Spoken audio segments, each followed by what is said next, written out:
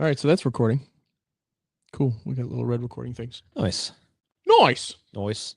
So red button is the intro music. They hit the record button. Then.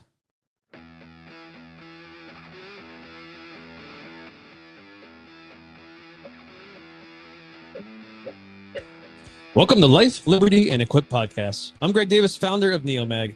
This podcast is about living boldly, using liberty for good, and staying equipped in mindset, skill set, and gear for whatever comes your way. Today's episode is ads-free, but it's made possible by NeoMag. We build innovative, American-made gear to help you stay better equipped. If you want to support the company and get great gear, head to theneomag.com or support us for free. Subscribe, leave a review, and share the podcast. We'd also love to hear from you. You can email us at lifelibertyequip1p@gmail.com. Also hosting with me today is Nate Hills and our guest today, Billy Brown of Make Ready Firearms. Hi, Billy. How are you guys? Doing great, especially now you're here. Nice fade, Nate. Doing my best. So Billy took my seat in the middle, which means Nate is now running the board upside down. Doing my best. And I feel like our NeoMag sign just got really bright. Something just brightened. That was weird. Probably the NeoMag sign. That's fine. Nice, awesome. You know, technology. It's supposed to make life easy. So, Billy, I'm going to read your intro. You ready? Sure. We stole it straight from your website. So you wrote this for yourself. My website. Yeah. Verbatim. Billy has always had a fascination with guns and shooting. As a young adult, he started acquiring and collecting firearms. After many years of collecting and shooting, a deep passion for guns developed, and a dream started building in his mind, a dream that would allow him to be involved in the firearms industry and share his passion with others. After many years, Billy put this dream into motion and enrolled in a school where he graduated with honors, earning a degree of science in firearms technology. Along with being a licensed gunsmith and the owner of Make Ready Firearms, LLC, Billy is a Glock, Sig Sauer, and AR certified armorer, an NRA certified instructor in pistol and rifle, and is an NRA Chief Range Safety Officer. He is CPR and TCCC certified with advanced training in medical trauma, works on a specialty response team, and does armed security. I need to update that a little bit. Well, You know. What do you want to? What would you want to update on that? Go ahead and Just, update. Yeah. Yeah, I mean, I'm not sure. Just need to change it up a little bit. That's from the original. So, Well, there's some I'm things not on the website much. That's the problem. Yeah, right. Like, everything is this is social media. So, the website's important, but it takes so much more time to do that and change compared to just uploading and stuff. So, probably need to look over the website and do a few updates. Nothing's changed so much, but just More things have happened. outdated. Yeah, Right. yeah. It's just a lot more that needs to be. the website is a constant. Yeah. Constant. It's a hassle. And I still don't think this is for us too. I still don't think I give it enough Oh, I know. I don't. attention and The internet's a time suck.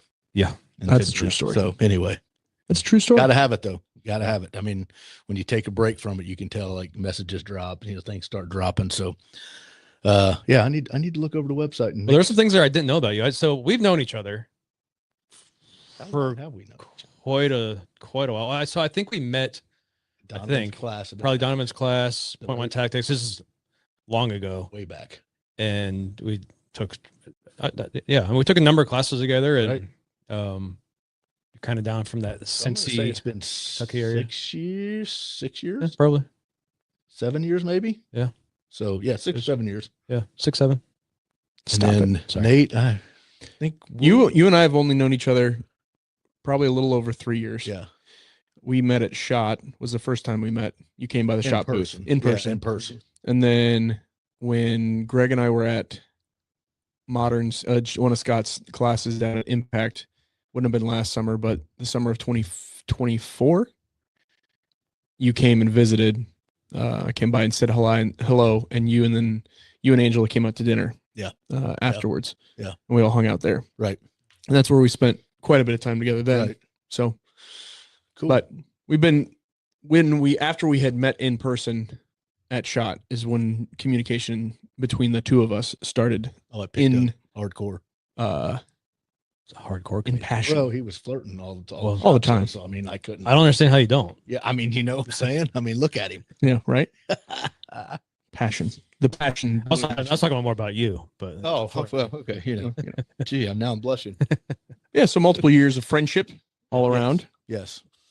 Cumulative. Yeah. I use the word friend very carefully in my life. Yeah. And I do consider, I'm not saying I do consider you two friends. So, for me to say that, for whatever it's worth, it's a deeper relationship than most people. I have a whole lot of acquaintances, a whole lot of buddies, but I've very few friends. Yeah. Right. And you two are definitely friends. So thank you for having me up. I feel the same. Yeah. Thanks for making We love you. Yeah. So you live down, you're actually in Kentucky, right? Yep. Walton, Kentucky. Walton, Kentucky. 30 minutes south of Cincinnati. Okay. So it's all Cincinnati area. We're on the better side of the Cincinnati area, of course. Right.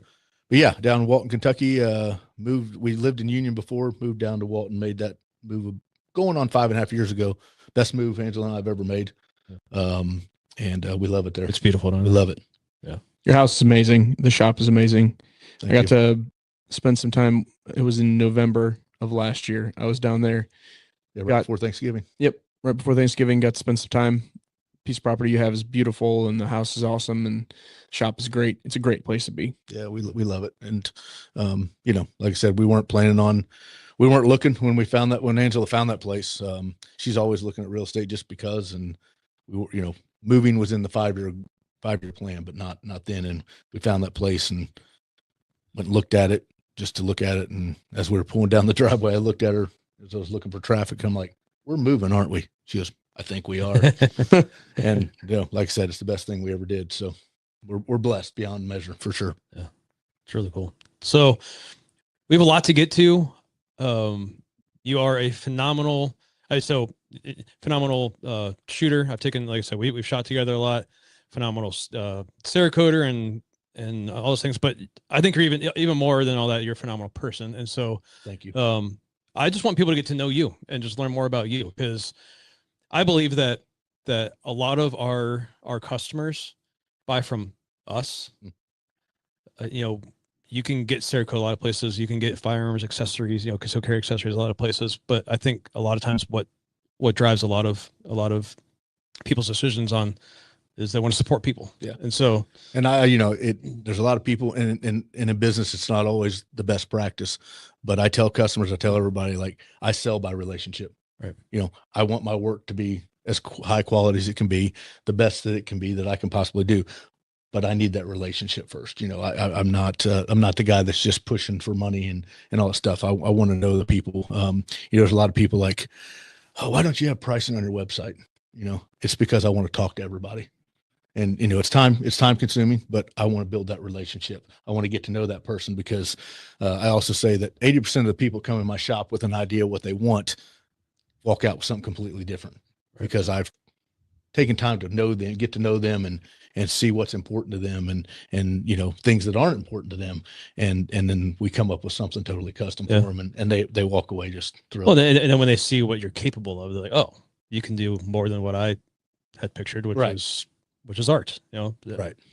So before we get too much into this, which if you aren't watching, I would recommend when you get a chance, go to YouTube and watch this video, because we're surrounded by firearms right now, which is a fantastic thing. It's also one of the reasons why we're doing this pre-recorded, because YouTube Doesn't like guns. Yeah, but they're okay with them on live. They're not live anyways. They're okay with pre-recorded. Wary about live guns. Yes. So let's just kind of go back. I don't know how far back you want to go, but I'm old. I guess let's start with this question. I mean, so I'm officially the oldest person in the room, so let's go back. Is this a history lesson? We need to... Tell us about your childhood. Right. Would you like to lay down on the couch and give us a? Well, let's start with this. What was your gosh, I'm drawing a blank. What was your I want to say, what was your childhood like? But what was it like being brought up? Like, where were you brought up? So I was actually born and raised in Ohio, in Monroe, and raised in a Christian home. My mom, was very active in church and made sure we were too. And yeah, had a good childhood. I mean, we weren't rich or anything like that, but we didn't have needs. We but things were different then too. Like people didn't have to live that luxurious thing that they try to strive to now. But yeah, just I would say pretty normal childhood, you know. My grandparents were my idols, my heroes, you know, and I am, it's kind of weird. I was fortunate enough. I had 3 of my 4 grandparents till I was 42 years old. Wow. Which I didn't realize how That is rare that is. Yeah.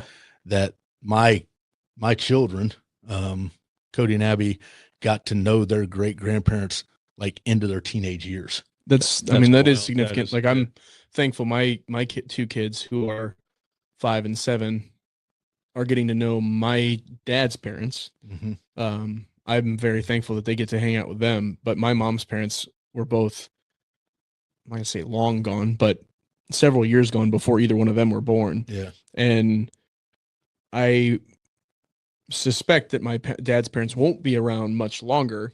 So my youngest nieces and nephews, I would suspect, won't have any memories of my dad's parents just because age, right? Like that kind of thing. So I'm very thankful my kids are going to have memories of my grandparents, but I can't imagine they'll be around for their teenage years. That's significant. And I remember one of my great grandmothers, but I was very, very young. You know, the fortunate thing is they're teenagers. I mean, they have fond memories and very vivid memories of being with their great grandparents, you know, and that's just really rare. So I'm thankful for that. But yeah, I mean, childhood, you know, sports, did all the things, lots of baseball, soccer, a couple years of football, you know, tennis, drama. I mean, all that stuff, you know, but active in the church the whole time, youth group, music. I come from a very musical family. I was more sports driven, unfortunately. And now could I go back, I would change that. I would put the effort into the music because, you know, I can't do sports now. Now I could do music all the time. So, you know, but yeah. Did you grow up around guns and shooting like your dad? So that's the thing. My dad had guns, and I, you know, he had one of the most beautiful guns. That's when you could still have a gun cabinet with glass. You know, they're on display. They're art. You know, and he was very stock, but they were just beautiful. I remember just sitting all the time and just staring at it. But you know, it wasn't one of those things where I wasn't allowed to open it and touch them. Right. He didn't take me shooting, all that stuff. He didn't. I mean, he taught me to shoot, but like pop cans, you know, like once in every other year or something like that. Maybe I had one out, but he didn't do it a lot and stuff like that. So I didn't get that chance. So the yearning was just there more and more. That's why, you know, the minute I turned 18, went out and bought the shotgun, went out and bought this, went and got into black powder. Like that's where, like, I was just waiting for it. So I think that's what kind of drove it even more and made the passion even deeper, is just because I wasn't around it. It wasn't forbidden. It's just not something they did a lot. Even though he had tons of guns, you know. So yeah. And so I just, you know, from then I just ran. And I'm a go big or go home kind of guy. If you guys know me, I'm all in or not in. And, same. And yeah, it became a sickness, if you will. Yeah. You know, I wouldn't call it a sickness. I'd call it a deep-seated passion. Right. Yeah. Right. So anyway, yeah, that's kind of where we're at. So what did you want to, if you were to go back then, like, what would you have wanted to do as an adult? Let's say back in high school, college. Well, like when I got into, you know, middle school and high school, beginning high school, my thing was to be presidential Secret Service. That's what I wanted to do. And then I found out that you had to have natural 20/20 vision. And they didn't have LASIK and corrective vision surgery then. So that got wiped out. So then I was like, well, I'll just do FBI then. And then I found out there was like a 6 to 8 year wait at that time for the FBI. And I'm like, yeah, that's not happening. And then, you know, then you go through like, what are you doing? What are you doing? Then it was like, oh, maybe an architect, you know, maybe it was computer programming. That's when computer programming was the future, remember? Right. Yeah. And then really junior, senior year, it was going to be police. I was going to be a cop. And ended up, fell into the category of 81% of the people that don't go to college right out of high school, never go back. That was me. You know, and just got into self-employment, that kind of stuff, did general contracting, then went to work for Sherwin-Williams after that. And then, left Sherwin-Williams to go to the Cincinnati Zoo. Okay. Yeah. I definitely want to get into the zoo. Yeah. So I think, cause that's a pretty, and that's another rare thing I didn't realize. Like I've always had multiple jobs just because that's me. I just, I work a lot, and I've always had like multiple jobs just to have extra money or just to fill time or whatever. I've only had 3 major jobs since high school, and I didn't realize how rare that was too. Yeah.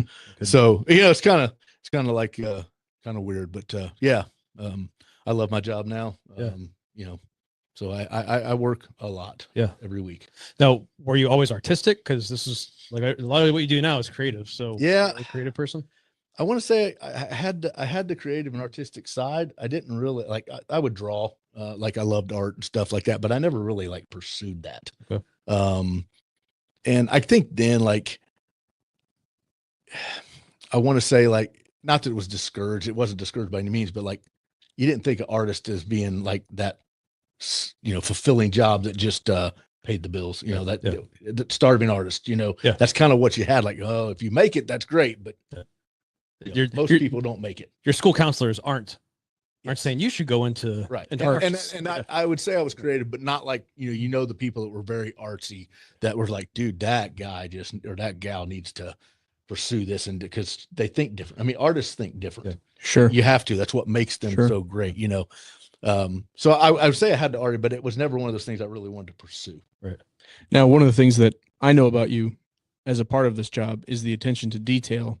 On top of the fact that you do have an eye for it, you do have, whether you were artsy back then or if this is something that has developed over time, you do have an eye for it, but you also have the attention to detail. You have the aesthetics, you have a look that you're going for. Have you always had that attention to detail, or is that something that came over time? Yeah, no, I think I always had that. I would say in certain things, my father was a perfectionist. Okay. To almost to a fault, right? And now I'm that way as well, like to a fault. Like I'm my own worst enemy, I'm my own worst critic. So yeah, I mean, I would say I had that. But both my grandfathers were carpenters.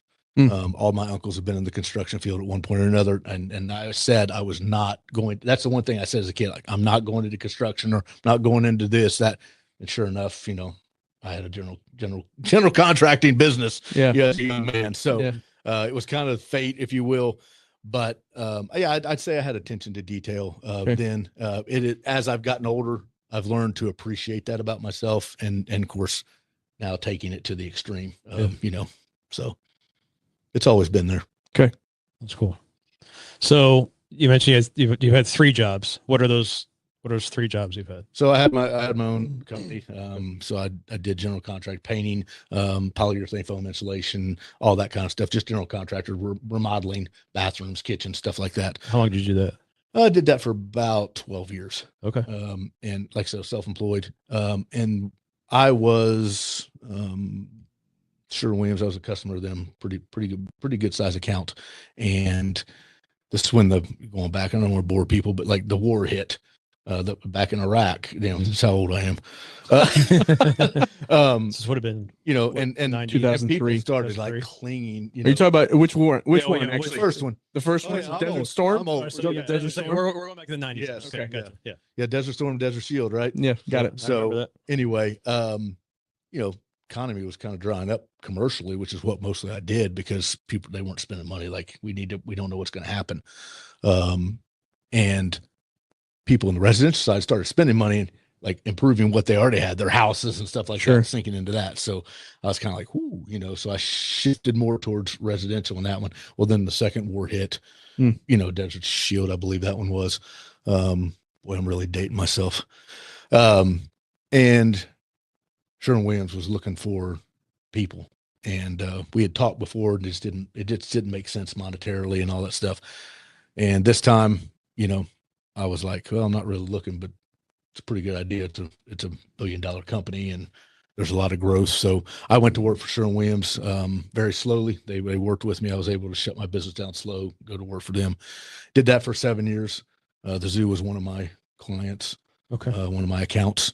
And they were, the Cincinnati Zoo is like the greenest zoo in the country. And they were switching that over. So all their coatings need to be lease certified and stuff. They were looking for somebody to kind of take over the paint department, if you will. And we'd been members of the zoo for years and years and years.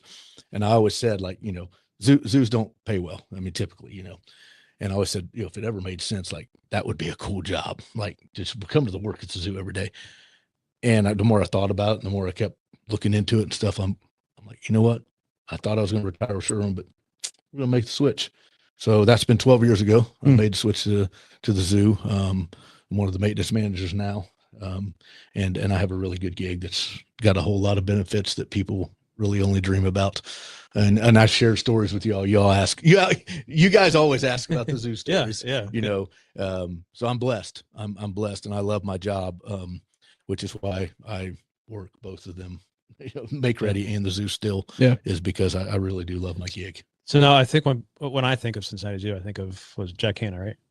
No, I'm sorry, not Jack. No, that's Columbus. That's Columbus. Yep. Wasn't there a Thane Maynard? Okay. Yeah. He just retired. Yeah. So we're according to who you ask, we're definitely a top 5 zoo in the country. 100%, yeah. Top 3 is what most people say. Some say the top. I mean, we are definitely the greenest. We are definitely put probably the most into conservation.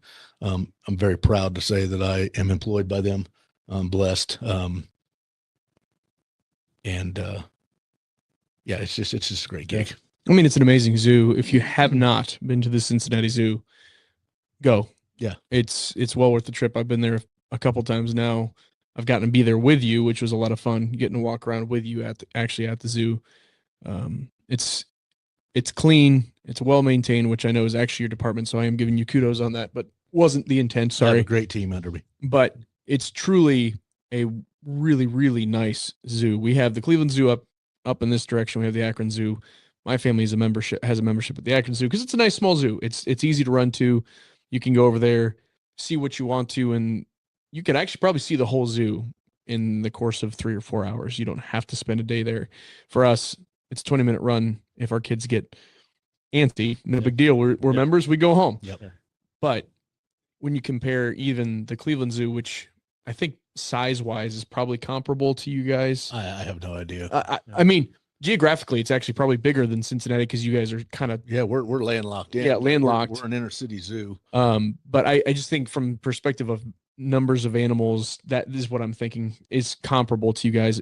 You guys might be a little bit more or have a few more exhibits than they do, but we'll just say it's comparable. You guys knock Cleveland Zoo out of the park from a perspective of facilities and the cleanliness of the exhibits and the cleanliness of the park and the experience across the board. So, and the worldwide reach we have. I mean, we sink lots and lots of money. We're a nonprofit. We're not owned, we're not run by the city, anything like that. We're a nonprofit. So we sink a lot of money back into conservation and we have worldwide relationships. Well, you were just in Africa this last fall. That's the next thing I was going to bring up. So I was in Kenya. Tell us about that. In September. Actually, my second trip with the zoo. It's awesome. We go down to the Southern Rift. We have a partner there. It's actually the zoo's oldest partner, worldwide partner of Soralo, which is the landowners of the Southern Rift. And they're phenomenal. I mean, the people of Kenya, I can't say enough about. Like, I tell everybody, if you have a chance to go to a third world country, everybody needs to do it because it'll change your perspective. But I went to Kenya the first time back in 2006 on a mission trip, and I've been to Kenya twice since then with the zoo, and it changes me every time. I have part of my heart's in Kenya. It's an amazing thing, but we do. I got to work with the ranger program over there that actually is the liaisons between the government and the community people and the Maasai, and they have changed me. And I feel, they tell me that we've impacted them as well. And it's a great partnership that I look forward to all the time. I still stay in contact with them constantly. And it's an amazing opportunity that I've been able to do that. Yeah. Yeah. I just the little bit that you share on social media just looks. Yeah. People tell me like, hey, you should share more Africa stuff. Yeah. More Africa stuff, so. Yeah. I'd love to see more. Yeah. That's very cool. All right. So then, I don't know if I want to quite get into Make Ready yet. So, okay. Talk about the red pandas. The cutest animal in the best animals in the zoo. Cutest animal in the zoo, hands down. That's it. Sorry, that's it. And I love the snow leopard. I love Renji. I love you, but the red pandas are the cutest animals. Yeah. I need to get down there. That's You on my, do. 100% is on my list. Your kids don't know it, but they're begging you. I guess if I have to bring them too, I guess. But I'd actually tell you don't bring the kids. They ruin the whole experience. Go down as an adult. It's great. I'm a grown man. I want to go to the zoo. And Yes, I've had many people come by and they're like, "Well, I thought this was for my kids, but this was more for me." Oh I yeah, just found 100%, 100%. So I don't know how much time you have outside of work, but if you aren't working one of your jobs, like what's something that you like to do? What's that now? I that's what I was expecting the answer to be. But What's your like, talking about? is there anything else that you like to? Well, I used to like to shoot. I don't know what shooting is anymore. Yeah. And I know it's I don't have time to shoot. I don't make time to shoot, and I know that's the real answer.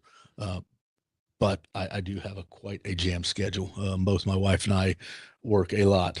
She's in this with me all the way. So, thank you, babe. Hopefully, I'm not saying too much. Yeah, hi, Angela. But she's an amazing, not only an amazing wife, but she is an amazing person. You both know her, and everybody that knows her says the same thing. So I'm blessed beyond measure to have her by my side as my best friend and my partner. But yeah, our shop, we're blessed that our shop is on our property in a separate building, which makes it nice. I do have separation, but it's right there. So, I like to shoot bows. I like to shoot guns. I would like to travel. That's just not right now. That's not in plans. And that we planned for that. Like, it's a major investment, what we did. And we planned on not having the vacation, but I do like to travel. And that's the goal is one day, we'll be traveling around, but I really don't do much other than that. Like, between just your work. Just what it is, Yeah. So it's a choice we made, and it's not like I don't regret it, but sure. But it's just that's what we do. Yeah. Well, and you truly have a passion for those, for the zoo and for Make Ready. So when that's a passion, it doesn't seem. It truly doesn't seem like work. Yeah. I mean, we're tired. There are moments, yeah, but, for sure. And that thing is, do what you love, and it's never work. It's still jobs. Everything it's still a job. Yep. And there's still the days you're like, I don't want to do this today. And that's the thing with like when you're doing the stuff like this, if you're not feeling it and it's not jiving, you're probably just spinning your wheels and probably going to have to redo stuff because, I'll say sometimes I'm going to go out and shop for a couple hours, and you find that rhythm, you find that channel of and it's like you're out there hours, and it doesn't feel like it. You just, I can't stop this right now, Yeah. So yeah, I mean, I would agree that we like what we do. And it's not really work, but it is. Yeah. At the same time. Yep. There's just not a lot of time for anything. Luckily, we both like being home, and we enjoy our property. So, it's what we've worked for, and we're just there. Yeah. Very cool. I have a little bit of a left field question for you, but if you could relive one day of your life, not to change it, one day, relive one day of your life, not to change it, but just to live it again. One day to relive. So we can't change the day. No, just experience it again. Yeah. Wow, that is man. I need to prep for that I question. probably should.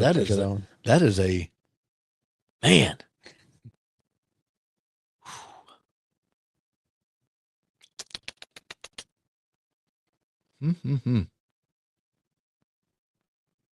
I don't have an answer. I can't. That's a hard thing down. Well, how about we'll come back later. It was right before Thanksgiving. I think is the day you want. It was down. I think it was when I was down.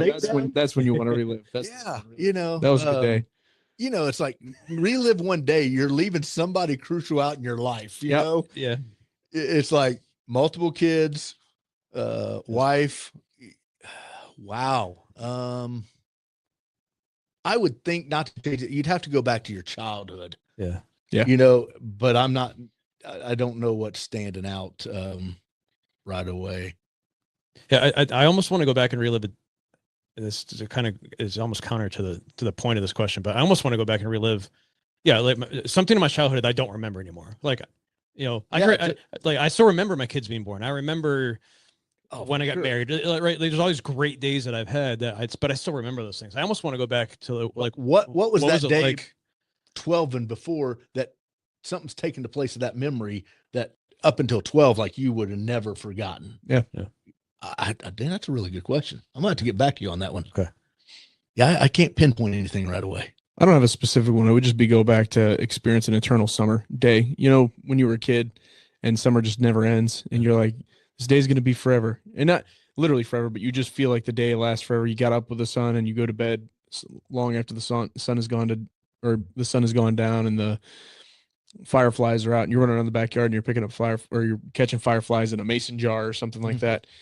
At least for me, when I was a kid, those are the days that I look back so fondly of when you're young, you don't really have responsibilities, so the summer literally seems like it's forever. And you don't have problems. There's if no you do, they're problems. overcast by the good things, Right? Or you're not thinking about them. Yeah. Yep.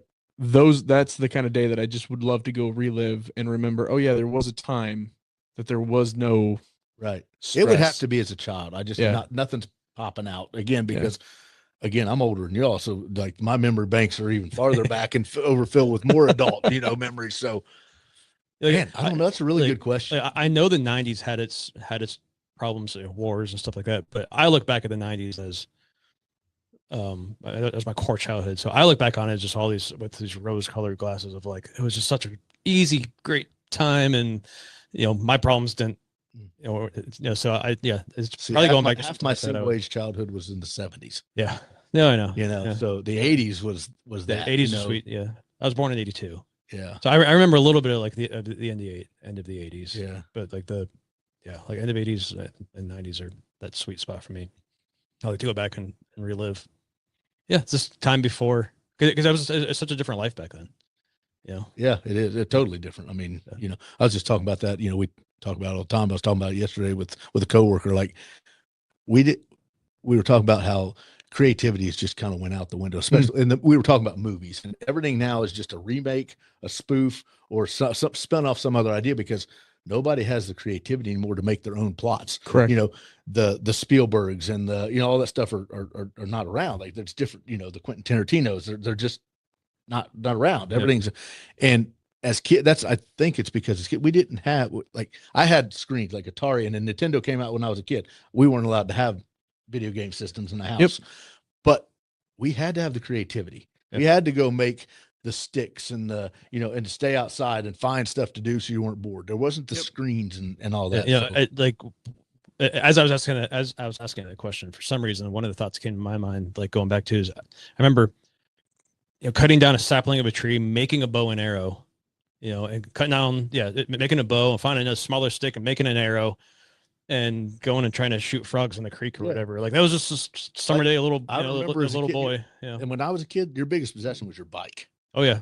It took you places. And it's like you did things to customize your bike. Oh yeah. With no money. No money. Yeah. Oh yeah. So I put in the baseball cards. We still got, a quarter for your tooth. I found out the other day, some kid got 20, 25, $50 for their tooth. I'm like, how do they afford that? Like, there's a lot of teeth in there. Like, do you know how many teeth you have? You had to save up your allowance of $1 a week or 50 cents a week or whatever, a long time to buy anything. Yeah. And then you had to get to the store. You weren't there every day. No, you weren't there every time on the way home you stopped. Right. Yeah. So, I wouldn't change the era I lived in. I say it all the time, and I'm like the old guy, but I wouldn't want to be a kid in today's world. Mm-hmm. Me personally, I just wouldn't. And that's because I'm not a kid, so I don't know their perspective, but I just don't think I would. Yeah, I'm sure Nate feels that way, but we'd go a little extra mile just to protect their innocence, just because they get exposed to so much at such an early age now that you just have to work so hard to and I find there's two types, there's the kids today, they have to grow up too fast, or the ones that never have to grow up in the negative way. Like, it's not because they're being protected. It's just, they just no responsibility, none of that. So, that's a whole rabbit hole though. We could spend hours on that. Yeah. But I don't, that's going back to the question. I'd have to really think and study that to give you an answer. Yeah, because nothing's popping right off. Well, if next week you think of something, shoot me a text. I will. I will. Here's what that is. All right, so let's get into this. We have all these beautiful firearms in front of us. Got some behind us. I guess go back to what prompted you to start this, and what year did you start? So at 40, I decided I was going back to school to get my degree in firearms. I did the program online, which, I would rather have taken a gunsmithing class hands-on. There's a few Sure. across the country, but I couldn't uproot my life just to go move and do that. So yeah, that would be difficult. the next best option is online. Doesn't teach you everything you need to know by any means. In fact, probably very little that's applicable to what I do now. But it was just a course of action I wanted to take and conquer. And so I did that at 40 because, and I tell this story, but like my research of not having a gun business was 10 to 12 years to build a clientele big enough to kind of survive on. It takes a long time to build a clientele. I'm like, I don't want to do that at 60 when I retire. So this all started as a retirement gig. That this was something to have when I retire, to have something, to have some income and be able to piddle around, if you will. Mm-hmm. And it just got way bigger than I ever dreamed, way quicker. So I started out just wanting to have that little gun store, that people could come into and buy, a little shop, this, that, and the other. And then we started at the end of 18. This one officially started. Things really didn't kick off, I'd say, till February of 19. But towards the end of 18 when we got the license, started up with the logos and this, that, and the other. Not February of 19 is when customers started coming, and then wasn't in the plans at the time, but I got into stippling. And it's funny because at the time I really didn't like stippling. Like I thought stippled guns were not that good looking, and it's evolved since then. Yep, but for sure, I didn't like stippling. I didn't understand the point of it, but I realized that stippling was taking off, and I'm like, I think I could do that because it looks a whole lot easier than it is, guys. It really is, I played around with a little bit of it. Yeah, it's so you just, I went through, I'm like, I'm going to do this. And I look back now on the first frame, like those are horrible. In fact, I tell people like 3 of the first 5 frames I did for people, I've actually bought back so that they weren't out there and my name was on them. You can't get those other 2. It's still always growth. One of them, he's like, no, this to me, this will always be a reminder where you start. Like this is meaningful to me. And everybody grows. So you're not going to eliminate that. It's not that, you're embarrassed, but like I look back on stuff I did last year, even months ago, especially when it comes to creating content and stuff, I'm constantly looking back at like, oh, I can't believe I posted that. Yeah. Yeah. And I look back now, I'm like, yeah, I shouldn't have been doing stippling for people. I shouldn't have, it should have waited longer, but that's growth. Yeah. Start somewhere. That's how you judge where you're at. That's how you judge growth. So, I kind of take a different outlook on that now. Everybody's got those like, whoo, that was bad, but it's where you were. I mean, that should be a trophy because now look, and I'm still not the best stippler out there. I mean, there are people, I do work. I'm grateful that I do work with, in my opinion, a bunch of the very best stipplers that are out there in the game. And you guys know who I'm talking about. But they're the best in the game, in my opinion. And I'm lucky enough that they have chosen me to do most of their Cerakote work. So I appreciate that. But everybody has their flavor too. And I tell people like, somebody had pointed out, like some people don't want that. They like your flavor of stippling, and so I've learned to just grasp that. And I am who I am, and I offer what I offer. And, I recommend people all the time that if you're looking for more of this, then look at these people. You want this, look at these people. So yeah, stippling got into the thing, and that became kind of the, building ARs and stippling was kind of the 2 things that I focused on for the first couple of years.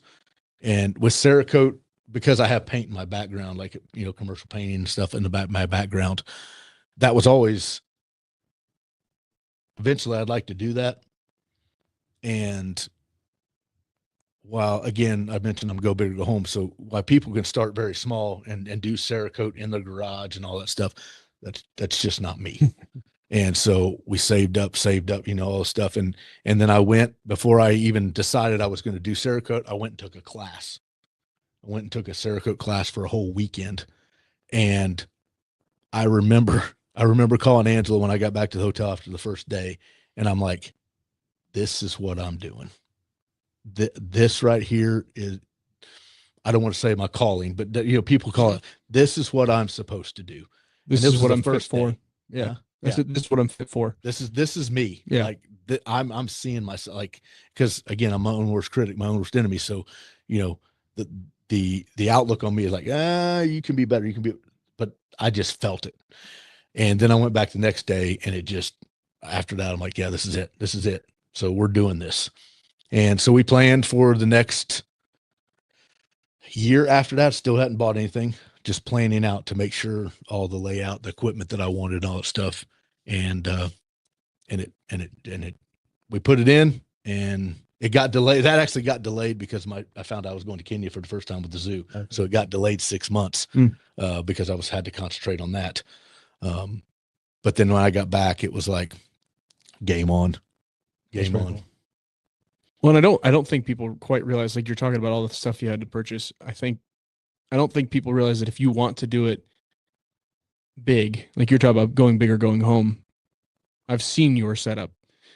It is go big or go home the way that you do it. I mean, yeah, you could do it in your garage and that kind of stuff. Absolutely. But, and there's some of the best I know do it in that. They don't have the paint booth. They don't have this. But to do it professionally, do it well, do it clean, do it, all of those things is a very expensive proposition. It can be, yes. You have, we talked about the oven that you're curing all of your stuff in, and it keeps the temperature, what is it, within a degree of what it needs to be.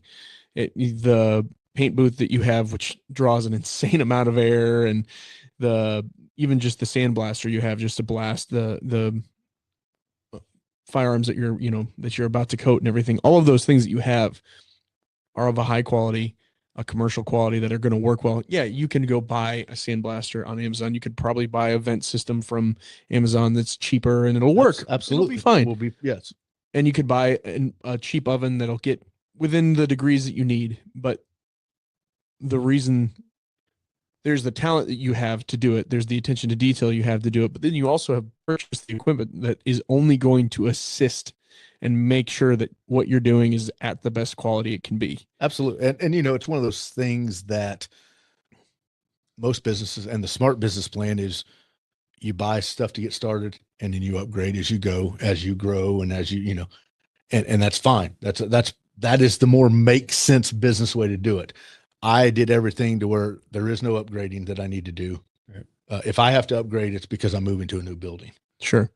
Some of that equipment's still going with me. Yeah. But, I don't want to have to, like, this equipment, sell it and then buy another one because I'm to that level. Everything I did, right or wrong, and there's arguments for both, right, is this is it. I think I have to upgrade. I have a similar outlook. I think some of it comes with age of just like, I want to do this right. Yeah. First time. But buy once, cry once, because by the time I buy several cheaper things and eventually get to the thing, if I would have just bought that in the first place, I would have saved up, and bought that in the first place, I actually would have saved a bunch of money. I actually would have. And time. And but it's the downtime to switch out. Even if it's a day, quality, and it's just, there's so many. And again, there's probably more arguments to do it the other way. Sure. There's probably more positive. There's a great reason to do it that way. Exactly. And it depends on where you are in your life, what's your finances. And I do not discourage that. If it's, hey, this is where I'm at and this is what I can do to get started, and you have a dream and a passion, then by all means do it. Do it. Yep. Go out and do that. Yeah, because if that's what it takes to get started, yes, you have to start.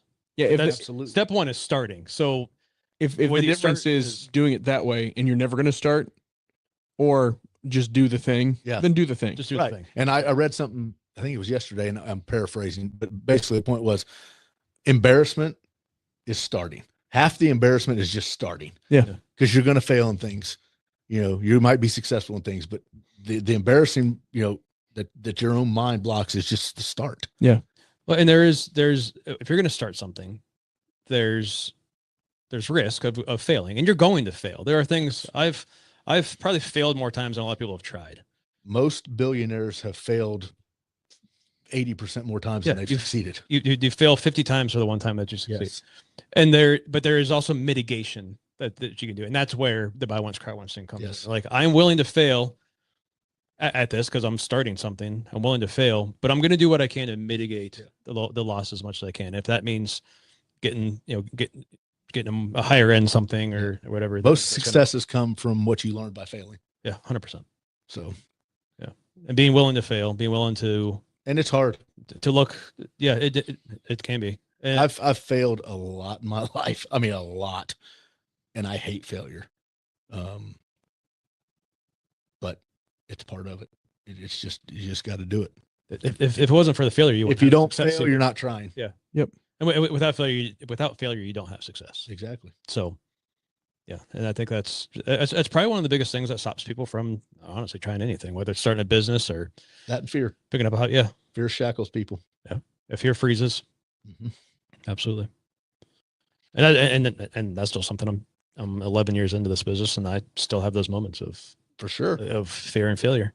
Sure. All the time. Actually, I think part of me maybe expected like, as I do this longer, because, people say, when you get to 5 years, that's that's a mile marker. When you get to 10 years, like most businesses don't make it to 10 years, whatever. And I'm like, oh, so that must also mean that once you get to that point, things are easy or whatever.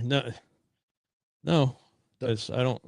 I look at their measure sticks. Yeah. It probably is harder after 10 years because, that's when people get comfortable. That's when a lot of businesses go stale. Now, not always. If you have a good product that's not going to, that people are constantly need, but everybody's trying to be the next big thing, the next big innovator, and especially in this industry. Yeah. Right. And there's nothing wrong with that. I mean, the innovation is, I look at guys like Vinny. Vinny has worked his butt off and changed a lot of the stuff. You see it now, like big companies now are doing what Vinny's doing aftermarket, and kudos to him. Vinny and I are good friends, and I look at those things like, you don't think he was scared, right? Yeah. And you don't think John Browning was scared, right? I mean, everybody. 100%.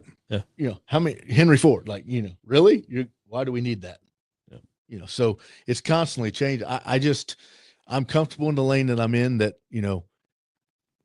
I just want to do what I do the best that I can possibly do it, and try to do it better than anybody else can do. And it may not be the most innovative. It's just, when you see it, that's the best it can be done. Yeah. And we're about ready to start seeing some stuff here. Obviously if you're listening to the audio, it might not be, you won't be able to see it. Sorry. Yeah. You can't see it, but we'll try to explain things as good as we can. Is for. Yeah. Yeah. Go and watch this video to see this artwork. I do want to ask, like, what is there, maybe it's the most recent or maybe you have a favorite, but what's a customer story that you have that it means a lot to you or has been a cool experience? Well, I'd say it all the time. So when people come to the shop, I still very much work the local crowd. I think it's very important, and I do put a lot of energy into the local crowd so that people can come to the shop and they get to know what's being done, how it's being done. Yeah. They can see. I walk the customers around the shop. Everybody that comes to shop goes through a consultation before we do anything to make sure they're getting what they want.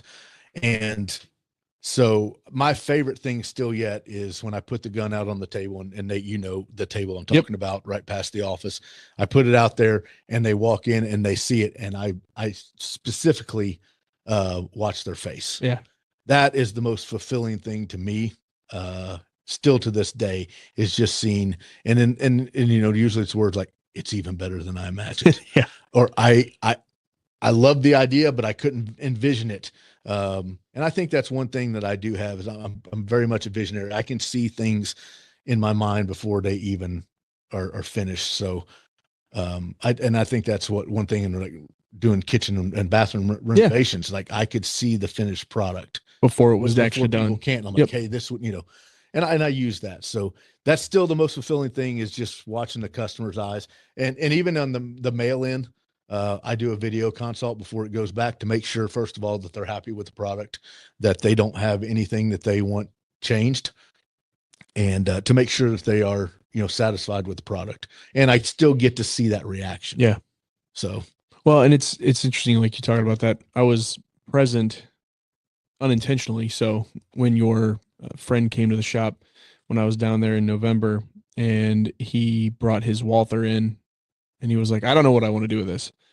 He had some thoughts, but he wasn't quite sure. And you walked him through. It was like, well, we could go this direction, we could go that way. The guy's like, well, I really just kind of want it black. He's like, yeah, well, we could do that, but right. He goes, I want it different, but I'm an all black factory gun guy. Yeah. So what do we do that still looks somewhat factory? That's not flashy, and that's part of it. Yeah. Right. And everybody's got their different little niche that they get hung up on or that they don't want to change. And then we just talked about it, as we were going to lunch, you just posted the video of that Walther, and it turned out so clean, so perfect. You said, he even said, he's like, wow, it looks like it's a factory gun. It looks like it came out of the factory. And that's the kind of, that goes back to that attention to detail I was talking about earlier, that you put so much effort into these guns, even if it's just single color, which, some people are like, oh, well, that's easy. It's like, I mean, yeah, it's not going to have the masking that a multicolor camo job has, or, as Graig has shown some of these on the video, he's showing off the camos or the tannadized M&P or your, ARG build or ARJ, AR build, that kind of stuff. Yeah, those require some extra effort, but there's still attention to detail in those even single color jobs that I just think you do so well. Thank you. Single color, I mean, you have to worry about thickness. You have to worry about dry spray. You have to worry about the way the light hits and reflects off things. And there's a proper way to do everything. And there's ways that you can get by. That's I would say is sufficient, but we try to make sure that everything goes out is top notch. Yeah. Yeah.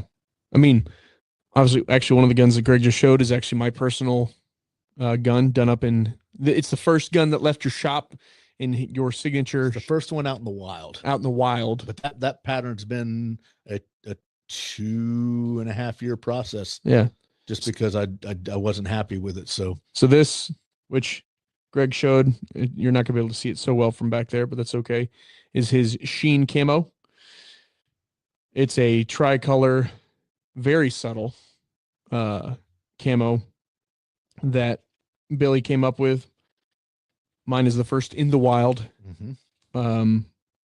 I love it. It's fantastic. I got to be present for it. We did actually do it twice. We did. Because I wasn't happy with the first time. He wasn't happy with the first time. We actually changed the colors the second time. We changed the layout or the formulas of the colors. So yeah. To make it exactly how you wanted it. And it turned out fantastic. So that goes back to that attention to detail. Black is not black. Yeah, right. There's so many blacks out there and so many shades and different things. So black is not black. Yep. But yeah, that's been a headache process. Yeah. Because I've just I want it just right. But it's also been that thing that, and the whole inspiration behind Sheen Camo was the guys that want custom guns, but they don't want the flashy, not that they don't like it. Some of them just don't like color on guns. Sure. But it's the people that are very traditional, but they still want that custom to kind of set them apart. Yeah. And I'm going to give a shout out. My boy, Shane Cardwell from Impact Shooting Center was a big inspiration to that whole pattern. He didn't ask for it. He didn't know he was an inspiration at the time. Yeah. But he was the exact type of person that I was thinking about when I thought of that idea. Well, I think the cool part about the fact that he's the inspiration is it's also on his signature gun. It is. It's it happens to be on the Impact Edition M&P. Yep. That you can get through AIM Surplus. But Shane is the inspiration behind that particular model. Yeah. It is the softest shooting M&P that I've ever shot to date. I do have 3 more M&P builds in the process right now. So we'll see how that, if that holds up. But yeah, that's a very soft shooting gun. Well, and you also did that's your Nubian stipple texture on there. So I'm a big fan of it. We also did a custom shop. So Graig's showing it off right now. So Billy did for us for SHOT Show last year, a mini tray, NeoMag, EDC tack trap, and then this Zev in a custom duck camo. Graig is a big fan of duck camo. Billy took it and did a spin on it, his own color palette that turned out really, really good. So again, the cool thing that Billy does is he'll take your idea. He's like, yeah, I like that, but let me spin it. Let me make it work with the color palette that I think will actually work a little bit better than and you think. personalize it. Yeah. Graig is a huge fan of green. And he mentioned that, and duck camo was very much normal. Duck camo was a lot of tans, and browns, rightfully so. But we talked, and actually, it didn't really take that many conversations for me to grasp what you were trying to do. Yeah, I was like, I want like a dark green duck camo. Yeah, as Nate was saying, I love doesn't scream at you. I love duck camo. It's pretty subdued.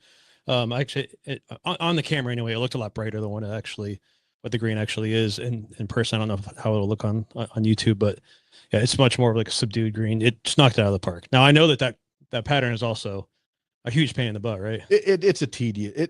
There's tedious patterns you don't mind, and that's just one that to me, and again, that's my eyes, like one stencil in the wrong place after you peel, it's like, oh, that just ruins it. Did you say you did that one several times? I did that one a few times. Well, that one, yes, because that one was going to shot. Like, you didn't have much time to like get that before. Like, that was a last minute thing. Like, hey, you want to do a gun for shot? Yeah. I'm like, sure. Well, you want to do a tray and a this? I'm like, sure. But it was one of those things that I was looking in my head. Again, I had a certain vision, and the first couple times, like maybe I didn't like the way I laid certain stencils, or there was one stencil in the wrong place on the gun that I just couldn't get over, and that's all I'm going to see. So yeah, I mean, I did it a couple times, and that's the thing about Cerakote, and I was told by one of the best. He was kind of my mentor, and I mean, Cerakote would not be what Cerakote is without Michael from Blown Deadline. 100%. I appreciated that guy. We had a good relationship. I admired his work. I mean, again, I say Cerakote would not be what it is without him. And he told me, he said, Billy, just remember, the great thing about Cerakote is if you're not happy with it, you don't like it, you just blast it off and start again. It's not like stippling where the frame's done. It's done, yeah. So, and I cherish those words, and I keep those words very close to me and repeat them in my head a lot. And I've had people like, what are you doing? It's good. And I'm like, no, I'm going to redo it. And I blast it right in front of them. They're like, what was wrong with it? You did that with me. I did. Yeah. So, and I'm glad we did, right? Oh, yeah. I mean, I was not unhappy with how it turned out the first time, but you weren't happy, meaning like you weren't happy with it. So we redid it, and I'm ecstatic with how it turned out. Yes. So it worked out great in the end. Yeah. But the things that you caught were things that I never would have seen. And most people wouldn't. But that's not, again, that goes back to that attention to detail. Now, ultimately, I think what we turned out with was much more betterer than better. Oh, I said it. Okay. Much more betterer than the first time. But I think for the average Cerakoter, probably the first time would have been fine. You know what I mean? Like, they would have been like, yeah, that's good. I achieved what they wanted. I mean, quite honestly, as far as application, there was nothing wrong with the first. Well, that's why I'm saying that. There was nothing wrong with it. It didn't have what I envisioned it. Well, but that's what I'm saying, though, right? So you took it the next step. You're like, that's not what I want. So I'm going to break it down and do it again. Right. And, my PDP that I have with my sheen camo. Yep. There's nothing wrong with it. And that was redone probably 5, 6, 7 times because it was all part of the experiment. And I'm like, well, this is it. And I actually put it out on the booth last year, but even when I'm like, I'm going to redo that one because whatever we, I found out whatever we were working on with that one, I'm like, that's what I was waiting for. That's what I needed. Yep. So I was happy with the PDP, but now I'm not. Yeah. Right? Yeah. So that one has to be redone. Yeah. It has to be redone. Yep. So but I also want to give you kudos on more than just it's beautiful to look at, but you also fixed that gun. You also made that gun more enjoyable to shoot. So you did, I believe you did an undercut on the undercut on the trigger guard. You stippled it, and we did a little bit of a grip reduction. Yep. That grip to me, Zev put weird. And it's funny because where you don't need concaves, and they did. Yeah, you guys know, Zev came to the booth at SHOT Show. Yeah. Yep. And gave you a card. Yep. And said, hey, we'd like to speak to this guy. And they, I went back to their booth and we talked, all that stuff. Talked to the president of the company, or I think it was the president of the company. Just cut down the beaver tail on it. Yeah. The first of all, the beaver tails. These beaver tails are getting ridiculous in my opinion. I'm not a huge beaver tail fan. There's certain guns that it's fine. They need to be there. but to extend them out an inch, like, no, we don't need that. But so we definitely cut the beaver tail on this. We did an undercut, and we literally did a little bit of a reduction on the grip feels because it is so better. much better now. Yeah. And I told Zeb what we did, and like, yeah, we're working on things because we hear people's complaints, and not everybody's going to complain. You're going to have that with any gun. Yep. Sure. There's going to be people out there that argue that Glock is perfection. They're wrong, but they're that's fine. wrong. Yeah. But that's their opinion, and they're entitled to it. And we talked with Zev about it. I talked to him about it. So yeah, we did an enhanced finger groove, did a grip reduction, obviously put the texture on it. This is also the Nubian texture. But yeah, I after feeling this, I'm not a Zev fan. I'm just not. But I like wasn't the feel that one. I like the feel of this gun now. Like this gun, I haven't shot this gun, but I would like to shoot this gun because I guarantee it shoots completely different. Yeah, it's much better. So, yeah. So thank you for the opportunity. Thank like you I said, for. I think it was a hit at shot last year. Yeah. And I've got a 1-of-1 tray, matching NeoMag tray tech trap gun. You do. We have talked about doing a production, like a very small production run of this pattern, but even before that's going to happen, we did meet before the podcast. We are going to do a custom shop with you. That's awesome. I'm excited. And what do we say? April. And April, we're going to be doing, so the sheen that you saw on Nate's M&P. So for those who aren't watching it because they're probably driving or whatever, or even people that are, because I'll tell you, the cameras don't do it justice. It's true. Explain the sheen, because this is what we're going to do for a custom shop. It started out, it's what it is. It was different blacks with different sheens, so that you can look at it and it just looked like a black gun, but the way the light hits it, then you see the camo pattern through it. And again, it's very hard. I've struggled. There's not a lot of video out, even on my Instagram, about it because it's so hard to grab the concept of it. There's more on mine than yours. Right. And I was telling Nate this, and then when he got his and he tried to do it, he goes, I don't know how many times I filmed this. You just can't grab the essence of it, which is the whole point. That's kind of the point. It's the whole concept of this pattern, is that it doesn't scream at you. It's very subtle, and it's only the way light hits it in a certain way that it shows up. Yeah. So that's the only really way I know how to describe it. Imagine instead of camo having different colors, you have different sheens. Yeah. Yeah. And it's not, like, and where I was trying into concept when I had such a problem is I was trying to make every color a different sheen. Every color of black, every different black that I had, and I've got tons of blacks in the shop. And this ended up becoming custom mixes, but it's just the way, it's been a battle. It's been a 2.5 year battle, but I think we've got it now. And I'm honored that you guys want it done as a custom shop, and I hope it does phenomenal. Yeah. I hope it sells out like the quickest of any of them. Yeah. So we're going to do a limited run, large trays, mini trays, tack traps, and NeoMags is the plan. And very limited run of each of those. And then we may be ready for that drop.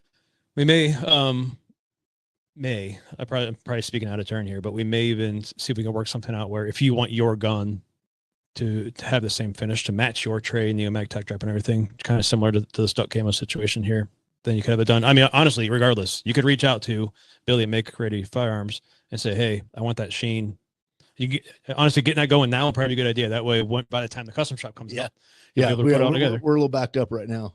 Just some, I had a back issue stuff kind of put me even more back. So yeah, it would probably be better if you're interested. Of course, they don't know what it looks like, and again, I don't think you can really do it just so you see it in person. Yeah.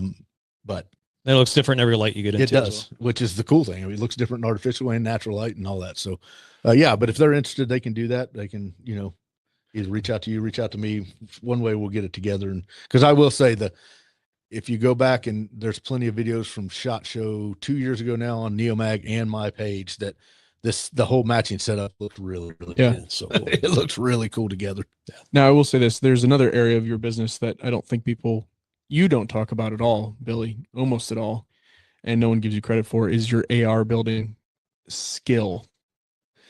I got to shoot, I don't know, 8 of your rifles, something like that, maybe 9, something like that, when I was down at your shop in November. Every one of them was probably one of the smoothest, nicest shooting rifles I've shot. A couple of them were your personal training rifles, and then some of them were just, I think some of Shop demos. Yeah, shop demo rifles. Fantastic. Appreciate that. So if you're looking to have somebody build you a custom rifle, on top of the fact that he can Cerakote it and make it look super slick, he also builds amazing rifles. They shoot super smooth. They cycle well. Everything that you could want out of a rifle, Billy can do that for you too.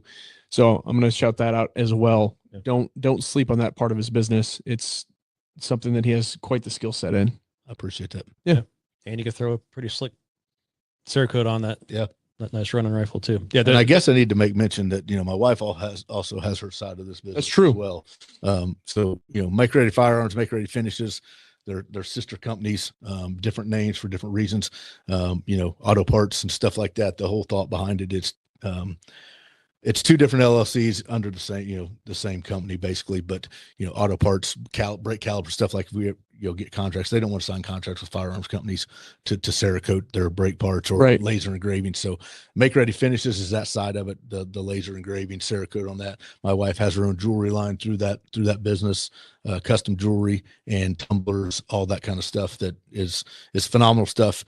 And I tell people all the time, she's put her heart and soul in, especially the jewelry line.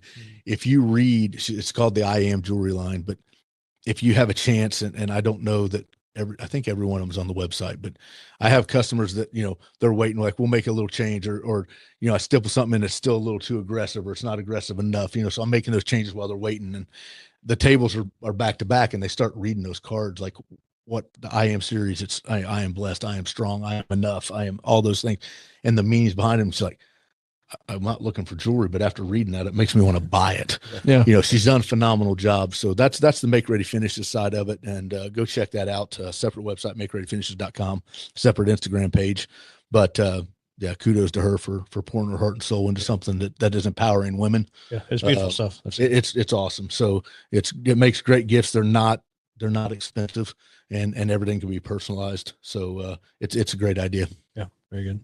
All right, so I'm going to do a kind of quick fire questions here. Just going to ask you. Hopefully it's not as deep as that last one. No, it's not. It should be pretty easy. All right. This is all about your carry. What gun do you carry?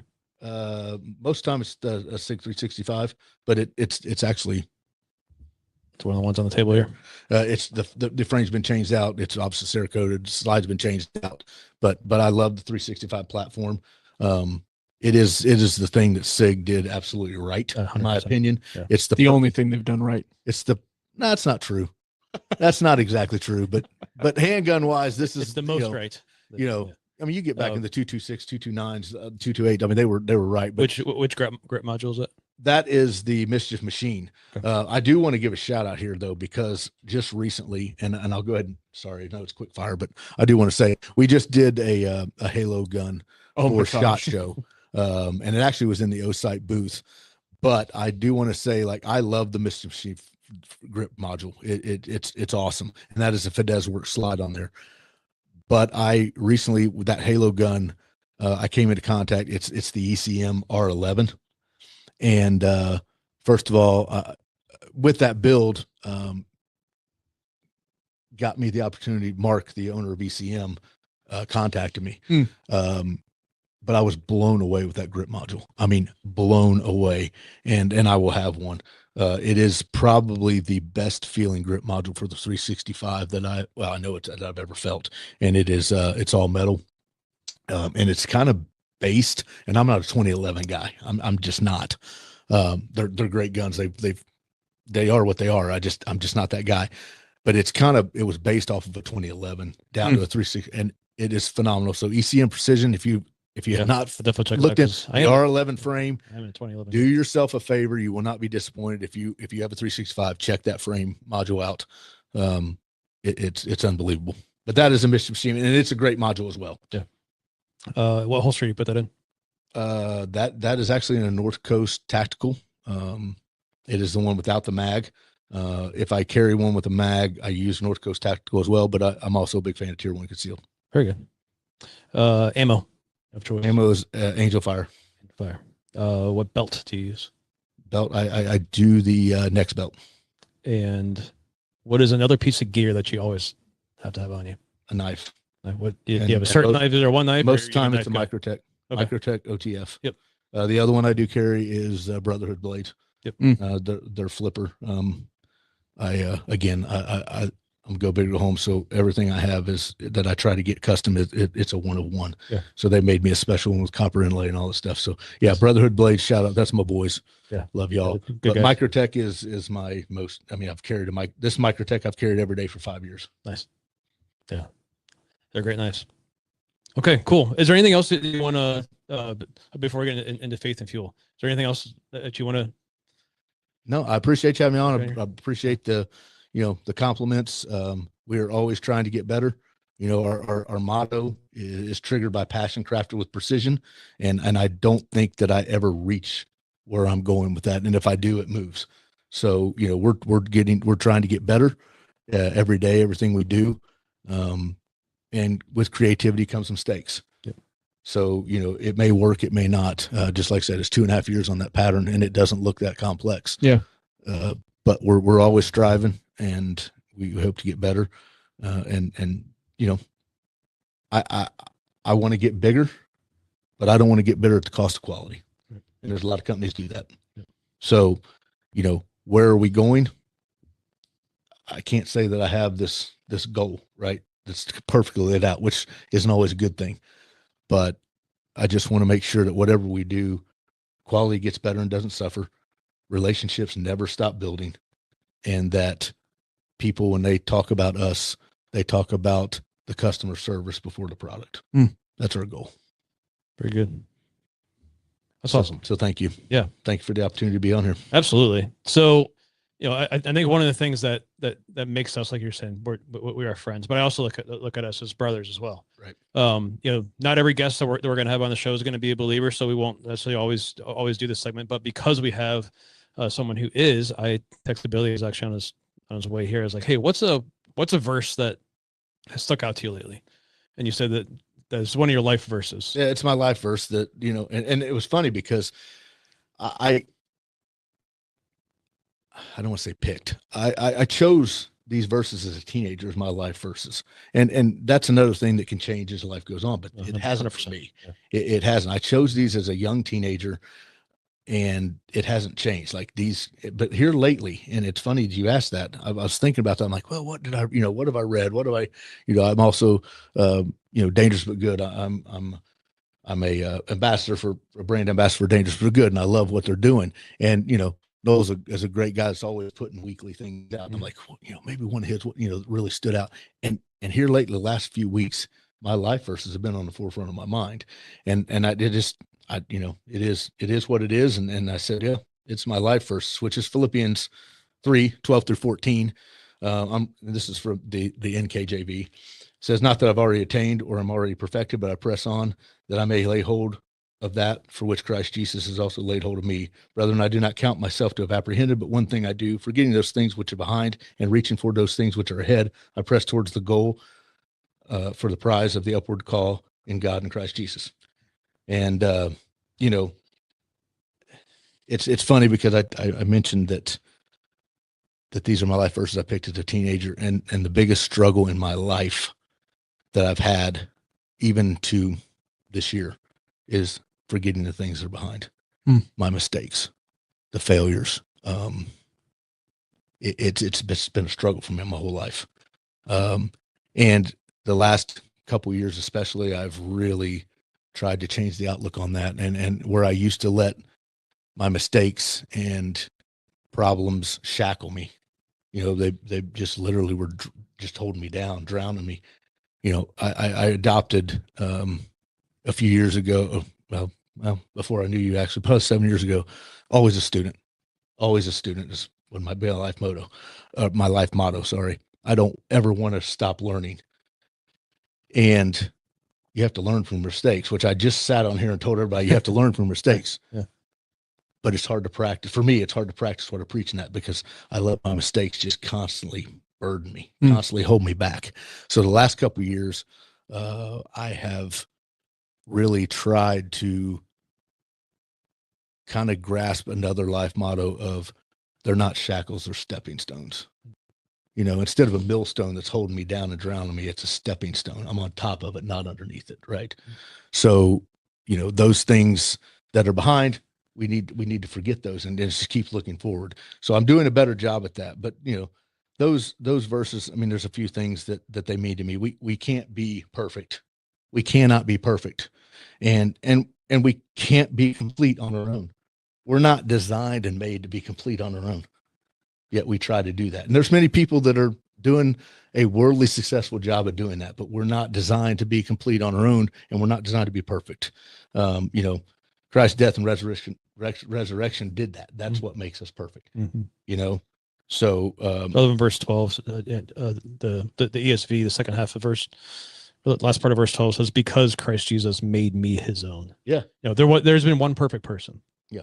And he has made us his own. And mind you, he was perfect. That doesn't mean he didn't struggle. No, he was right. He was tempted. He was above it, but that means he didn't struggle with it.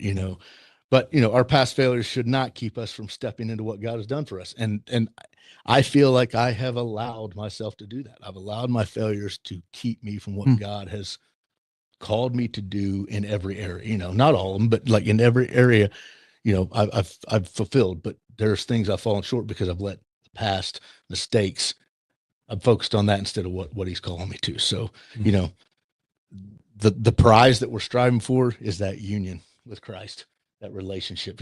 I say it all the time, religion sends more people to hell than anything, because it's not about religion. It's not about rules and regulations. It's about a relationship. Amen to that. It's about a relationship. And I think that's why, I said, my mom raised me in the church. My grandparents were the pillars.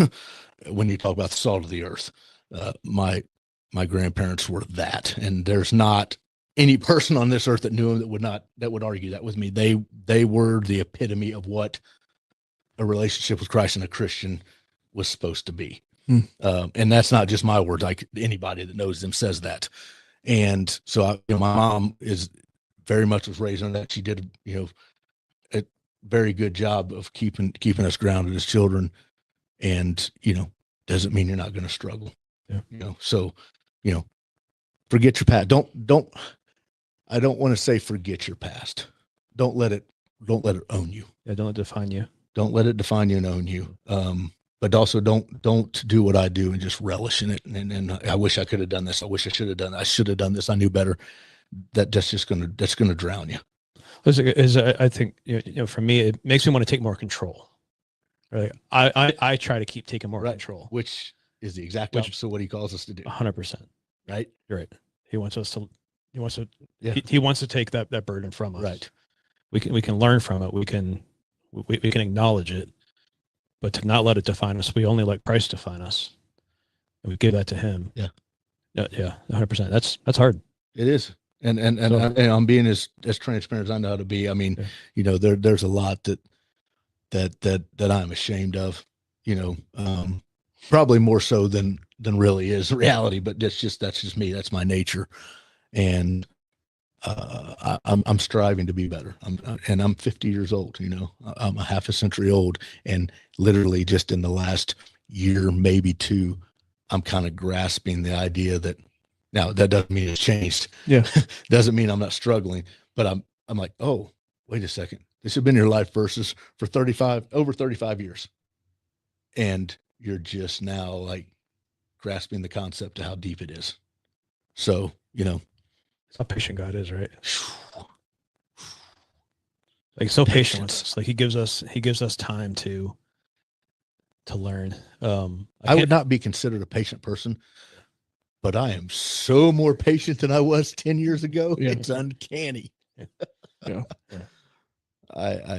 So I'm a pretty straightforward guy, I to a fault, right? I speak my mind. I mean, I know when to bite my tongue sometimes, but I wear my emotion on my face. I can't filter that. And I was talking to my boss yesterday, and he was like, yeah, that you pretty much know what you're thinking by your face. And it's because I don't want to be fake. I want to be real. And that comes with faults. Everybody has their quirks. Everybody has their faults. And I don't mind people seeing that. I'm not proud of it, but dude, it's tiring to try and be what you think you're supposed to be. And you're made like you. And that doesn't mean, I want to say that doesn't give you a license to stay where you're at. I hear that all the time. Well, I am who I am. Well, you should try to evolve. We can all be better, but there are qualities about me. The bad qualities are what drives the good qualities. Sure. So I don't want to change everything that's bad in me. I want to tweak it, but some of those good qualities that I have, especially the attention to detail, being my own worst critic, is what drives me to be that way. So if I remove those, then I lose that too, right?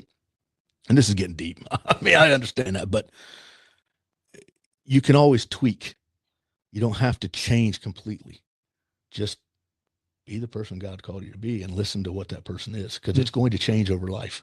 Yeah, submit to his plan. There's different seasons of our life that we're called to be different people, that we're called to grow, or we're called to suffer.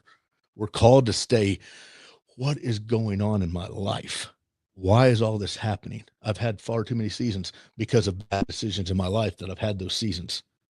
It didn't change. I made decisions. Seasons came with that have hurt people and caused pain and caused, relationship problems in my life with different levels of people, but I can't change that. And if I just wallow in it, what's that going to do? Yeah. It keeps me down. So, just constantly evolve to be a better person and be what you were created to be. Very good. I appreciate that. Appreciate that a lot. Well, I think we're going to wrap up here. We've gone just long enough to you guys just to get a taste of who Billy is. And yeah, we're going to do a giveaway. brother, I appreciate you. What's that? Going to do a giveaway? Yes. Yeah. We're going to do a giveaway. How are we going to do this? I think the easiest way to do it, because we have so many different social media things that there's no way. And so what we're going to do today is February 19th. This podcast will go up the 25th. So you guys will all be seeing and hearing this starting the 25th.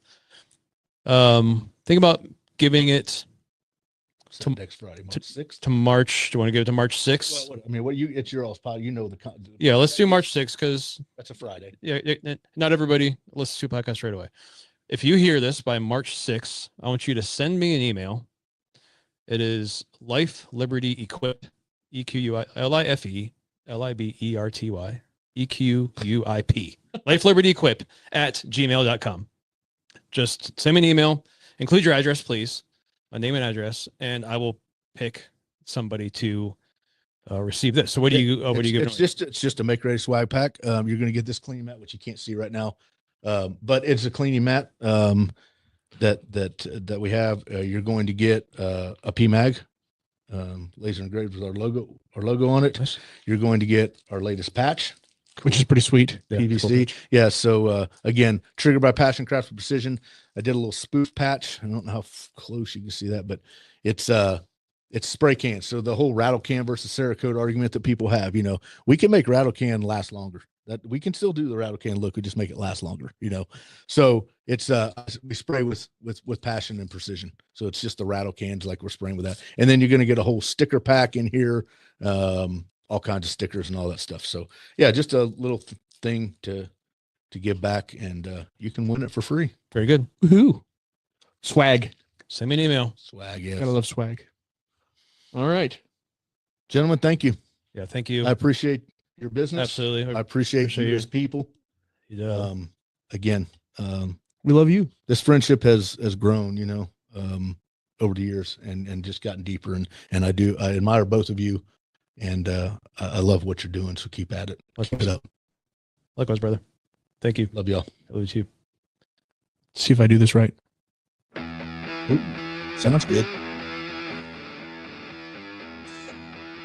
Thanks for tuning in to Life, Liberty, and Equipped. If today's conversation challenged you, encouraged you, or helped you get more equipped to pursue your mission, share it with a friend, drop a comment, and leave us a review. Don't forget to hit that subscribe button and leave a review. What takes a few seconds to help turns into more opportunities to reach new people. If you're not already part of the NeoMag Insiders Club, now is the time. Get early access to NeoMag gear, exclusive content, and a front row seat to everything we're building. Go to theneomag.com to sign on. Until next time, live boldly, stand for liberty, stay equipped. See you soon.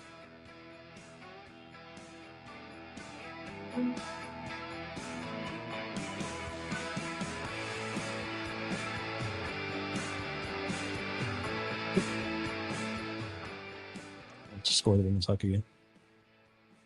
Who is that? What song is that? It's just some stock. Chat GPT stuff. Is it really? No, it's not from ChatGPT. Oh. There's a song service that we use like for all of our videos, and it's just some stock That's a song. good one. I know it's I like it's it. kind It's of fun. catchy. All right, I'm gonna hit end recording. I think. Hopefully that's what I do. I did it in here, Greg, but I mean, Yep. in here. So. Stress.